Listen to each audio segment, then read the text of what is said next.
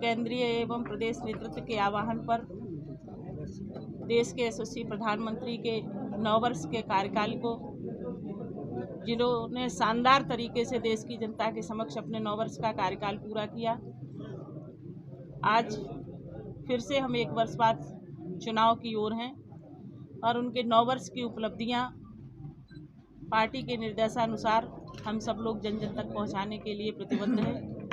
आज उसी के परिप्रेक्ष्य में हमारी ये प्रेस वार्ता संपन्न होने जा रही है, जिसमें हमारे सम्मानित जिला अध्यक्ष संजीव राजपूत जी, हमारे पूर्व सांसद रघुराज साखी जी, पूर्व अध्यक्ष शिव प्रताप राजपूत जी, आदरणीय कृष्ण मुरारी गुप्ता जी, आदरणीय जिला महामंत्री प्रशांत राव चौबे जी, विकास भदौरिया जी, जिला महामंत्री हमारे शिवाकांत चौधरी जी और सभी भारतीय जनता पार्टी के कार्यकर्ता उपस्थित हैं। देश के प्रधानमंत्री ने 9 वर्ष में देश की जनता के समक्ष जो अपना रिपोर्ट कार्ड प्रस्तुत किया है, निश्चित ही हम सबके लिए उपलब्धियों भरा है। हम सब लोग इसकी कल्पना कर सकते थे कि पूर्व देश के प्रधानमंत्री इस बात को कहा करते थे कि हम 1 रुपया केंद्र से भेजते हैं और नीचे जाते जाते वो 15 पैसे रह जाता।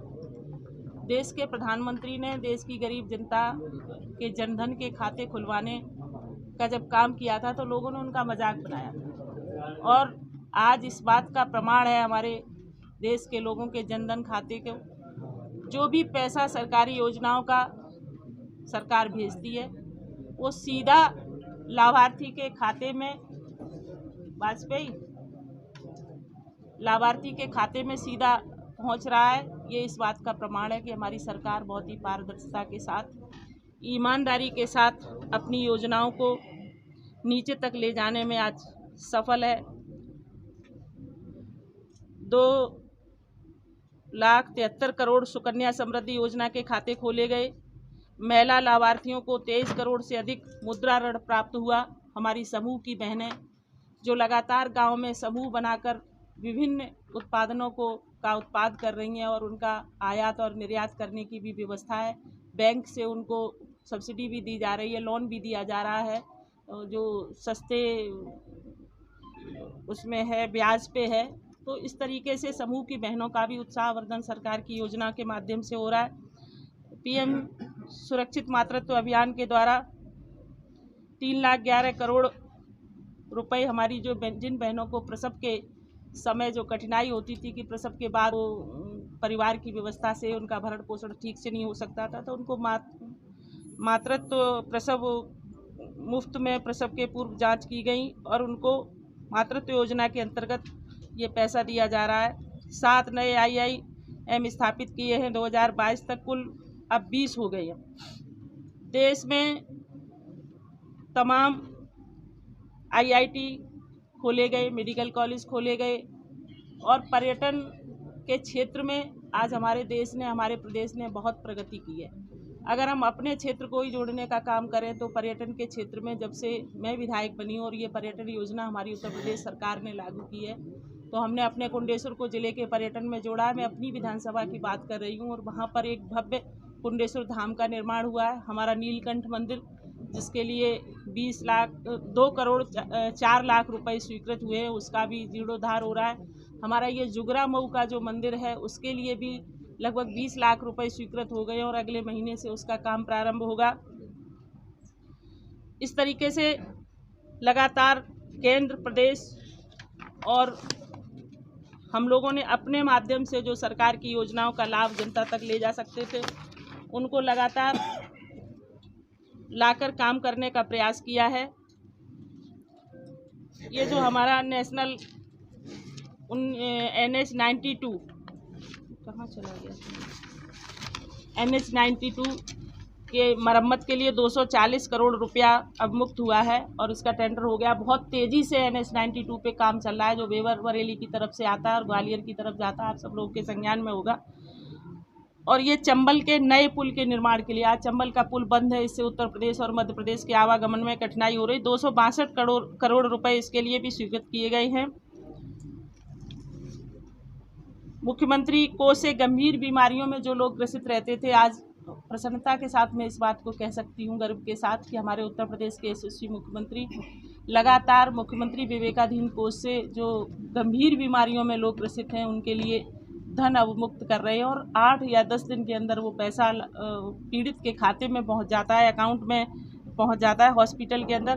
तो इसमें भी लगभग पिछली साल का आंकड़ा अगर मैं कहूं तो मैंने 18 करोड़ 87 लाख रुपया गरीबों के इलाज के लिए गंभीर बीमारियों में दिलाने का काम किया था पड़ रहा है। और हम लोगों ने ये जो पैसा स्वीकृत कराया अलग से 6 करोड़ रुपया, तो पिछले कार्यकाल में 3 करोड़ और 2 करोड़ 80 लाख रुपया इस कार्यकाल में। तो उसमें जो सड़कें हम अपनी निधि से नहीं बनवा सकते थे, जो बड़ी सड़कें थी जैसे पड़राया वाले हनुमान जी की एक बड़ी सड़क की शमशान घाट पे होते हुए जा रही है, उसको स्वीकृत कराया है त्वरित विकास योजना के अंतर्गत। और ये तमाम काम जो आज गांव में हुए हैं, 7 शमशान घाट अभी इस कार्यकाल में हमने स्वीकृत कराए हैं, गांव में 15 नवीन ट्यूबवेल लगे हैं, गांव में 5 नवीन पंचायत भवन बने हैं। तो ये सारे काम मैंने अपने प्रयासों से और सरकार के प्रयासों से, केंद्र सरकार और उत्तर प्रदेश के प्रयासों से जो काम हुए हैं, आज जनता चाहे वो मुफ्त अनाज की बात हो, आवास की बात हो, शौचालय की बात हो, महिलाओं के लिए तमाम ऐसे जो कानून थे जो कठिन थे, जटिल थे, उनमें भी सरकार ने संशोधन किया। और आज महिला सुरक्षा, महिला सम्मान और महिला की सिक्योरिटी, महिला के लिए रोजगार, इन सब विषयों पर भी सरकार ने बहुत गंभीरता के साथ फोकस किया है। देश के प्रधानमंत्री ने अपने पहली कैबिनेट बैठक में जो 3 महत्वपूर्ण योजनाएं देश के लोगों के समक्ष समर्पित की थी, चाहे वो स्वच्छ भारत हो, नमामि गंगे हो या बेटी बचाओ बेटी पढ़ाओ। आज हम सब लोग देख सकते हैं कि किस शानदार तरीके से हमारी बेटियां सरकारी योजनाओं से लाभान्वित हो रही हैं, चाहे वो सुकन्या समृद्धि योजना हो या अन्य योजनाएं हो, सामूहिक विवाह की योजना हो, बेटियों के शिक्षा के लिए व्यवस्था हो, हमारे नौजवानों के लिए अभ्युदय योजना के माध्यम से उनको कोचिंग की व्यवस्था कराना, नौजवानों को तकनीकी शिक्षा प्राप्त करने के लिए मुफ्त में टैबलेट का वितरण होना, ये बहुत बड़े बड़े काम लोगों के लिए, जनता के लिए हमारी सरकार के सहयोग से आज हुए हैं। तो मुझे लगता है जो वातावरण बना है वो आने वाले 2024 के लिए देश के प्रधानमंत्री बहुत ही शानदार तरीके से फिर से देश के यशस्वी प्रधानमंत्री बनेंगे। और 2024 में भारतीय जनता पार्टी के कार्यकर्ताओं की मेहनत से हम सब लोग मिलकर फिर आदरणीय मोदी जी को देश का प्रधानमंत्री बनाएंगे।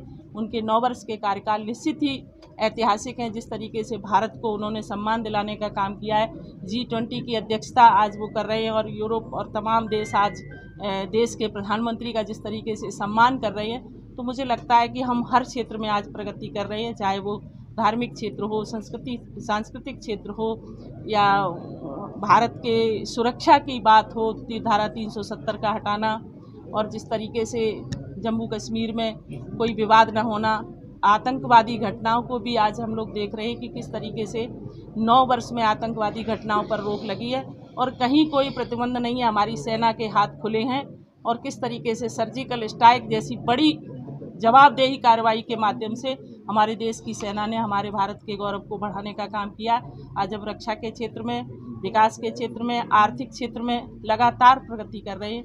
यही मुझे आप सबसे कहना था और मैं फिर आप सबसे यही अनुरोध करूंगी कि 2024 भारतीय जनता पार्टी का हो, देश के यशस्वी प्रधानमंत्री आदरणीय नरेंद्र मोदी जी का हो।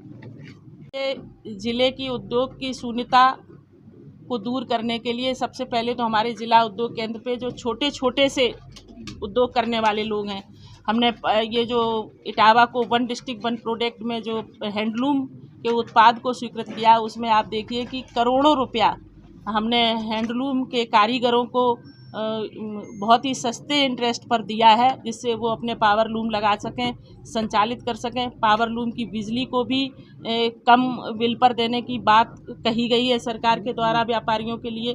तो लगातार उद्योग के क्षेत्र में भी हमारा जो जिला उद्योग केंद्र है वो विश्वकर्मा श्रम सम्मान योजना आप सबके संज्ञान में होगी, उसके माध्यम से छोटे छोटे से समूह के लोगों को, चाहे वो लोहार हो, दर्जी हो, भुर्जी हो या राजमिस्त्री का काम कर रहे हो, या हमारी बहनें हैं जो ब्यूटिशियन का काम करना चाहती हैं, जो सिलाई का काम करना चाहती हैं, उनको ट्रेनिंग देकर और फिर बहुत ही अच्छी क्वालिटी की उनको वो संसाधन उपलब्ध, इक्विपमेंट यानी किट के माध्यम से उनको वो पूरा संसाधन दिया जाता है। उनको पैसे भी मिलते हैं ट्रेनिंग के उपरांत और उनको संसाधन भी मुहैया कराए जाते हैं, जैसे कि सिलाई मशीन है या ब्यूटिशियन का काम है या हलवाई की पूरी एक बड़ी किट मैं मिक्सी और मैंने तो बहुत हतप्रभ हूँ कि इतना सामान विश्वकर्मा श्रम सम्मान योजना के अंतर्गत सरकार बांट रही है और लोगों को छोटे छोटे से काम के माध्यम से रोजगार देने की बात सरकार कर रही है। आपके दो वादे थे, एक तो एक ब्लॉक, दूसरा इटावा नगर निगम, ये कब तक? देखिए, इटावा नगर निगम मुझे लगता है कि पिछले कार्यकाल में ही मैंने बहुत ही प्राथमिकता पर इस बात को रखा था, लेकिन चूंकि नगर पालिका के सभासदों के विरोध के कारण फिर मुझे वो पीछे हटना पड़ा। पर वो हमारी फाइल आज भी शासन में लंबित है और अभी इस बार मैं पूरे तरीके से उसका प्रयास करके इटावा नगर पालिका को नगर निगम बनाने के लिए प्रयासरत हूँ। वो मुझे लगता है कि ये पूरा होगा। इटावा ब्लॉक का मामला भी शासन में लंबित है और मुझे लगता है कि इस कार्यकाल में इकदिल ब्लॉक को भी हम लोग नगर पंचायत को भी ब्लॉक बनाने के लिए लगातार प्रयासरत हैं। इकदिल नगर पंचायत का हमने विस्तारीकरण किया है, उसको दीनदयाल योजना के अंतर्गत जोड़कर करोड़ों रुपया आज आप देखेंगे कि सर्वाधिक, अगर मुझे लगता है कि मैं ये कहूँ कि इटावा और आसपास के जनपदों में सबसे ज़्यादा आवास, अगर 1100 आवास केवल अगर इकदिल नगर पंचायत में इकदिल नगर में बने हैं। और जिस तरीके से नगर पालिका का विस्तारीकरण हुआ है, अतिरिक्त धन उन्हें प्राप्त हुआ है। दीनदयाल योजना में इटावा नगर इकदिल नगर पंचायत को जोड़ा गया है, उसमें भी अतिरिक्त धन मिला है। तो इकदिल की आज काया पलट हो गई और राष्ट्रपति पुरस्कार से इकदिल नगर पंचायत सम्मानित हुई है। ये हमारे सबके लिए एक बड़ी उपलब्धि है। आपके नेताओं को गुटबाजी चल रही है? ऐसा तो कुछ नहीं है, आपको अगर लग रहा हो तो टिफिन बैठ के, हाँ, तो हमारी टिफिन बैठ के दो लोग बड़े नेता जिले के चौकी में एक साथ नहीं थे, आज ही एक साथ थे। कहाँ? टिफिन में भी हमारे अध्यक्ष जी जवाब। टिफिन बैठक संगठन का काम है। संगठन में उसमें विधानसभा वाइज जैसे भरथना है, तो जो भरथना में चुनाव लड़ा वो वहाँ रहेगा, जो इटावा की विधायक वो इटावा की टिफिन बैठक रही, जो जसवंत नगर चुनाव लड़ा वो जसवंत नगर में रहेगा। वो संगठन की दृष्टि जिन विधानसभाओं में विधायक नहीं है वहाँ सांसद जी को रहना था।